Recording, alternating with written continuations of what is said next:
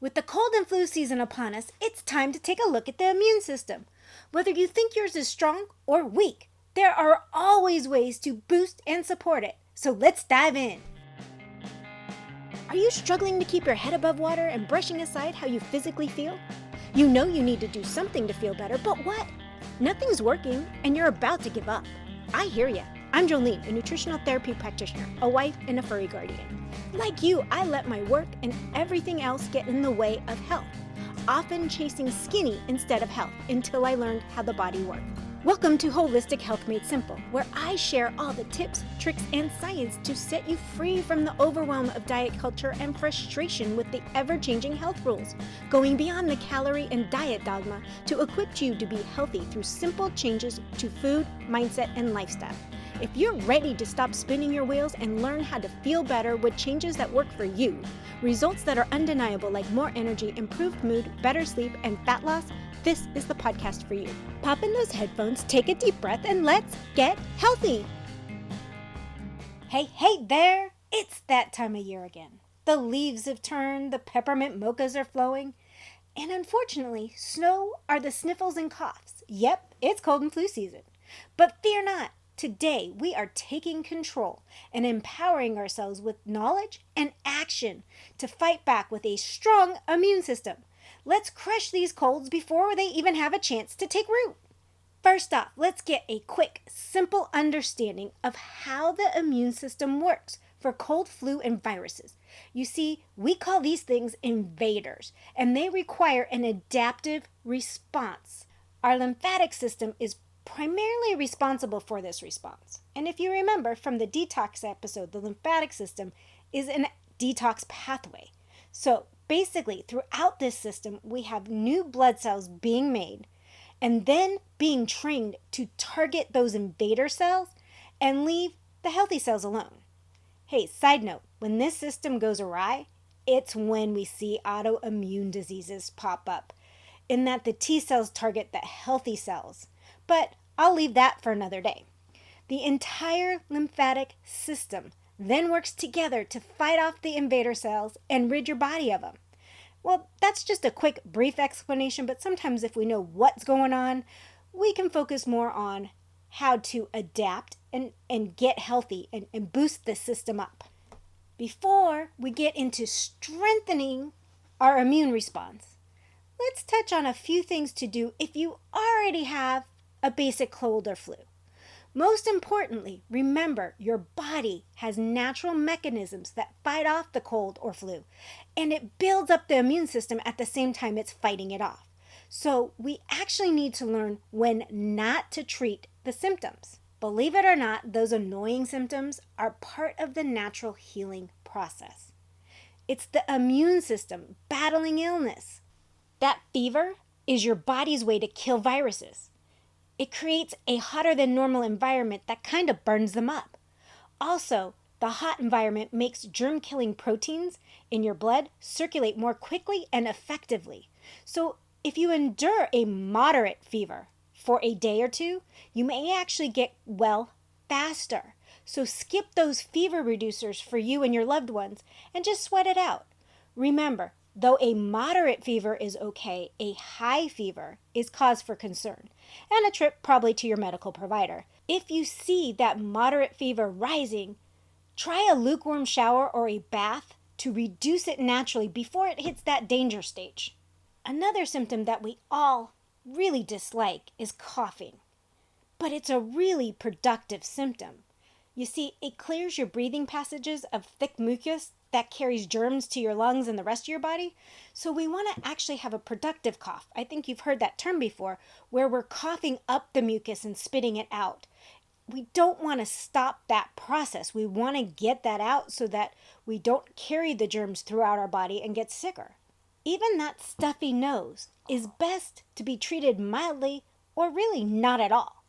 And by mildly, it's mostly like a saline wash, but not at all is even better because using a decongestant really restricts the flow of the blood vessels in your nose and throat, but we want increased blood flow because it warms the infected area and helps secretions carry the germs out of your body rather than keeping them in.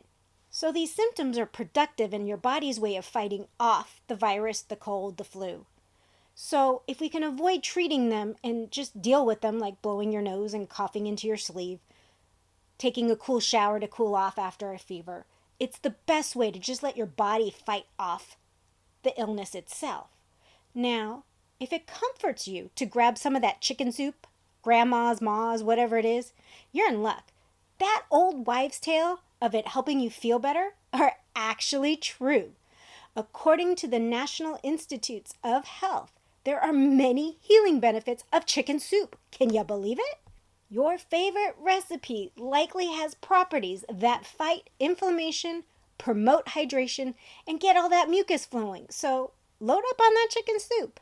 Some other natural remedies to help you fight off the ailment and kind of keep your immune system going is staying hydrated.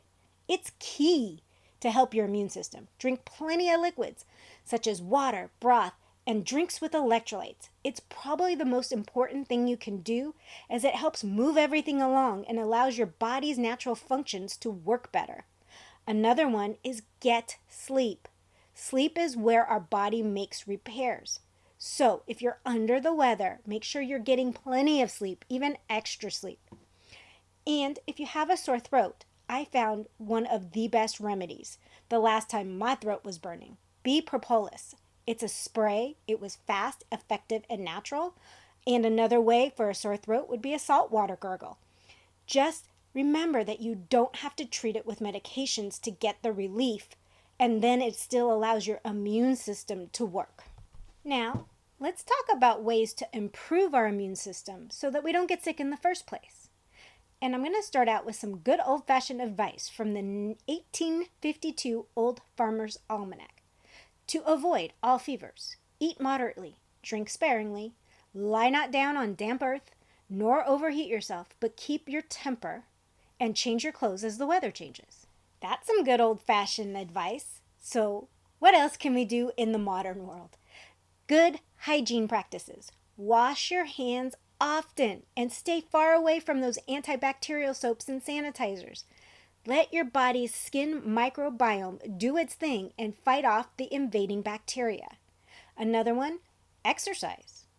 We know that physical activity for 5 or more days a week was associated with a 43% reduced risk of upper respiratory infection, and also the severity of infection compared to exercising less than 1 day each week. So exercising for just 20 minutes per week, even just a brisk walk, was better for infection prevention than absolutely no exercise at all. So get that body moving. 1 to 5 to 6, however many times you can fit it in, just move your body. And then get your rest. We know a tired body means your immune system isn't working as well as it should be. And you're more susceptible to getting sick because you're starting to get run down. So if you've been burning that candle at both ends, now is the time to give yourself a permission to take a little pause and get some extra rest. Make sure you're getting 7 to 8 hours of sleep each night, especially during cold and flu season. Work on your sleep hygiene so that you get good quality sleep so that your systems are always working efficiently. Reduce your stress.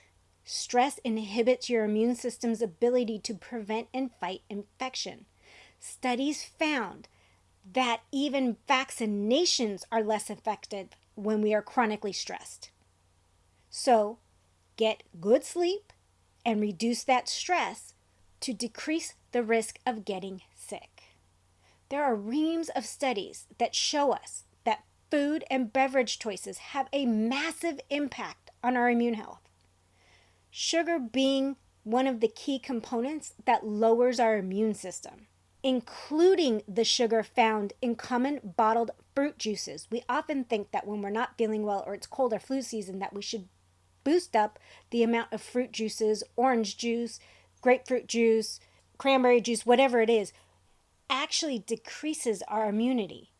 Even moderate consumption of fruit juice and extra sugars that are coming from them inhibit our immune system. So I'd rather you eat the whole fruit, because by eating the whole fruit, you get the fiber in there, and believe it or not, that will boost your immune system. Just by removing that fiber does a lot of damage to the way that product or item affects our body. So ditch the juice, eat the whole fruit. And work on eating the rainbow so that you get in all the phytochemicals that boost our immune system to help us thrive and maintain optimal resilience and infection resistance. Get outside. Besides getting that fresh air, which boosts our immune system, get out in the sunlight to boost our vitamin D. Vitamin D is known to help boost our immune system in general. So getting outside for 15 minutes a day, getting some sunlight on you, does wonders for your immune system. And then focus on your gut. Your immune system basically lives inside your gut. So a healthy gut microbiome, a healthy digestive system will help boost your immune system as well. I know some of you want to rely on some supplements this time of year, and remember, supplements should be supplemental. They shouldn't be forever. So these are some supplements I think that are beneficial this time of year. Elderberry. It's a flavonoid-filled fruit, and it's been used for centuries to treat colds. One study found that the extract of elderberry reduced the length of flu symptoms by nearly 3 days. That's a pretty good deal. And elderberry you can find on the shelf in a syrup, in a gummy, in a pill, or you can make your own elderberry syrup. So check out for elderberry. The next one up would be garlic. It creates a powerful compound called allicin when it's chewed, sliced, or chopped. This compound forms a variety of components that have antibacterial, antifungal, and antiviral properties. Garlic has been used in ancient remedies for centuries or millennia to help ward off cold and flus. So don't skimp on your garlic. And one study showed that those who took a garlic supplement, you don't even have to eat the real garlic, had fewer colds and shorter durations of sickness. So don't shy away from the garlic. It'll also ward off vampires. When it comes to vitamin C, there's so much mixed evidence whether vitamin C actually helps immune function or helps speed our recovery that I don't really get a clear definition if you should boost it or not. It can't hurt. They do know that in those that exercise frequently, a boost in the vitamin C can help. But the average person, the studies are inconclusive. So do with that what you want, but I know everybody tries to push vitamin C on you when you're ill.